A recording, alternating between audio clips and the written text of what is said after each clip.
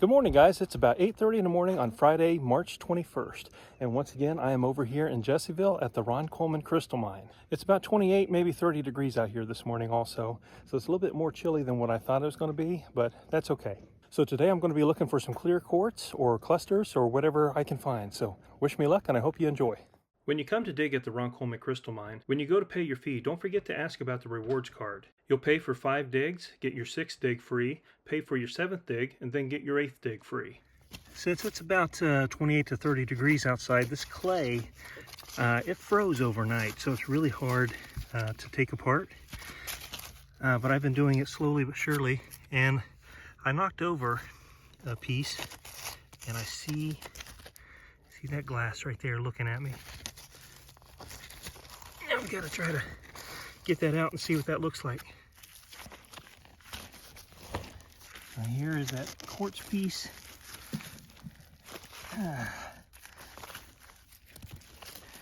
Right here is that point, but I've got to break out everything around it, and this thing is a frozen block.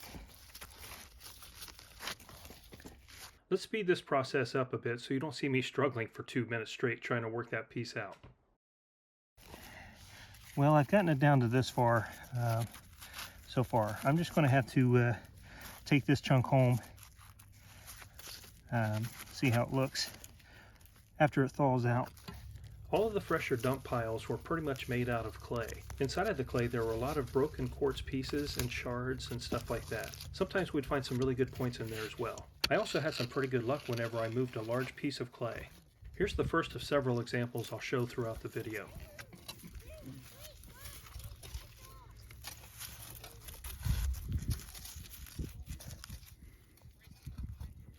That's rad.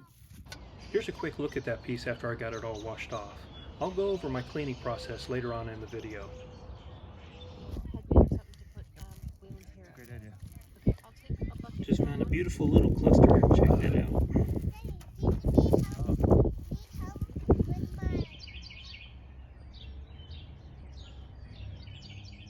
So for several of these clips, I'll need to turn my audio down because it was just so windy outside. Sometimes I'd be able to get behind a dirt pile and it would be okay. One thing I love about the Ron Coleman Crystal Mine is that it's perfect for people who are new and starting out into the rock hounding world. You get to pay a cheap fee for the amount of crystals and the size of crystals that you can find. Also, you get a good look at what the crystals look like when they're dirty, so you have a better idea of what to look for when you're trying to mine into a wall.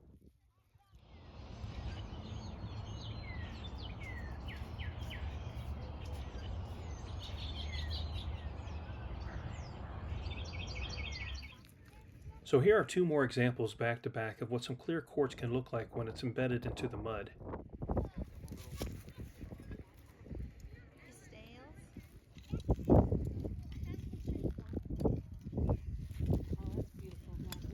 A lot of the clay was still pretty frozen, so I had a hard time breaking up some of these pieces.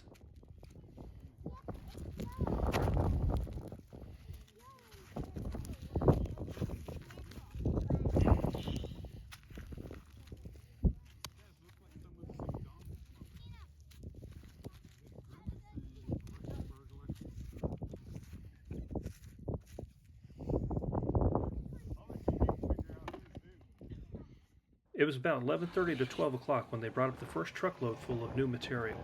They dumped about 5 or 6 loads that day, and each time it was like shark feeding. See that young boy in the red hoodie right there in the middle? Watch this. Hey, can I see your big one right there? Is that okay? Yeah. You mind if I hold it? Is that all right? Yeah.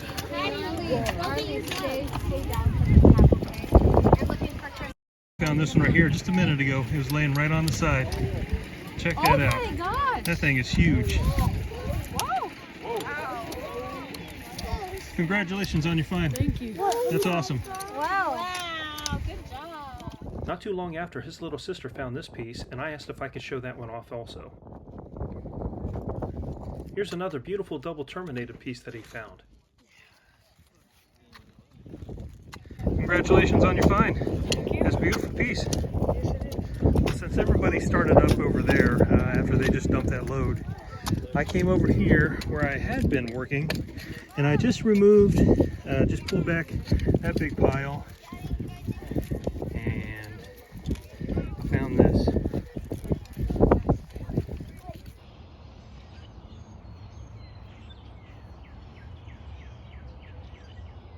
they are with the second load.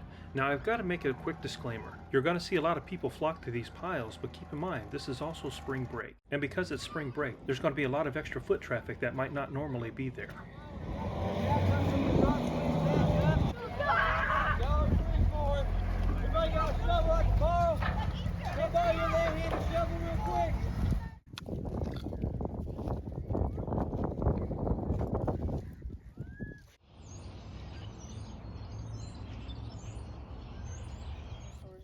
So I got a bunch of fossils and all that. The closest thing I've ever gotten to excavating a dinosaur is excavating snake bones. That's pretty nice.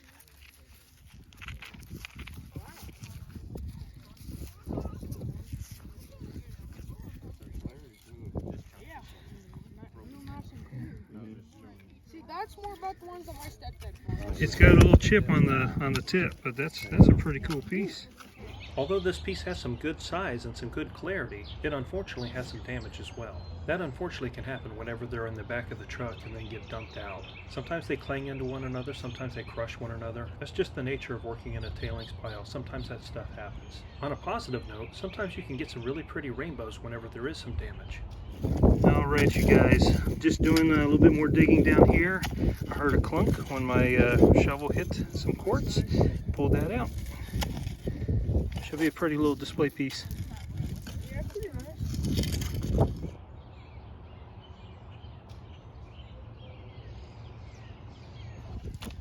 Come help me dig. Pretty nice little one. Slide on your bottom.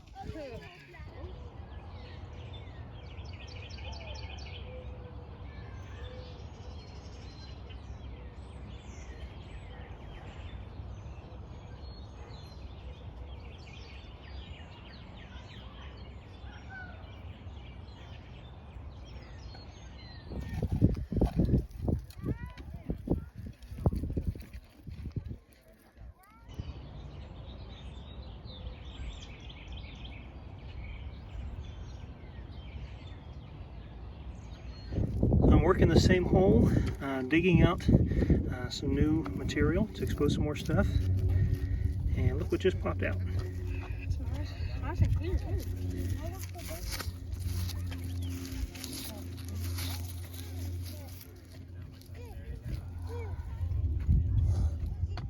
I always try to put clay over top of my points to protect them when they're in the bucket with all the other crystals. Now let's see what this one looks like when it's all cleaned up.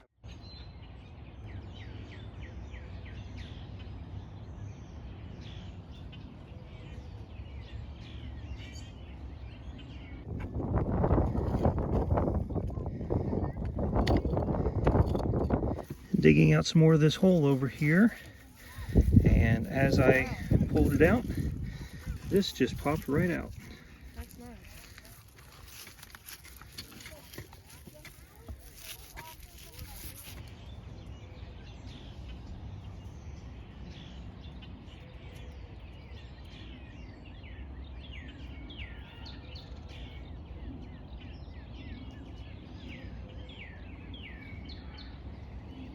Once again, I'm sorry guys, I gotta lower the audio on this because the wind was just getting really, really bad.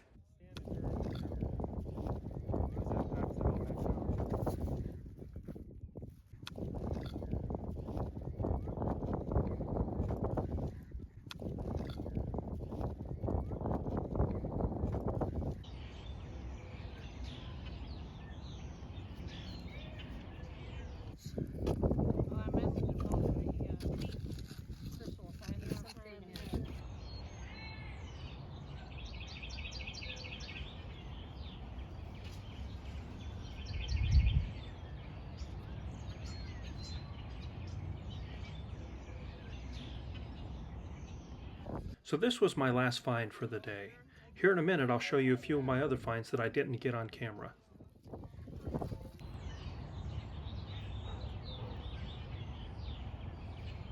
I apologize for not filming a whole lot today.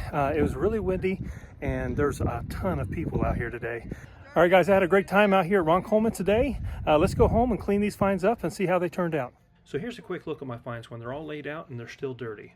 After spraying them off really well with the hose, I'll place them in a bucket, I'll get some iron out, apply it over my crystals, and then spray it down. I typically use more of a shower type of a setting until the iron out dissolves into the water. As the water level rises, I put it more on the jet setting. That way the iron out is stirred up really well in the water. Be sure to fill the water up over top of all the crystals in the bucket.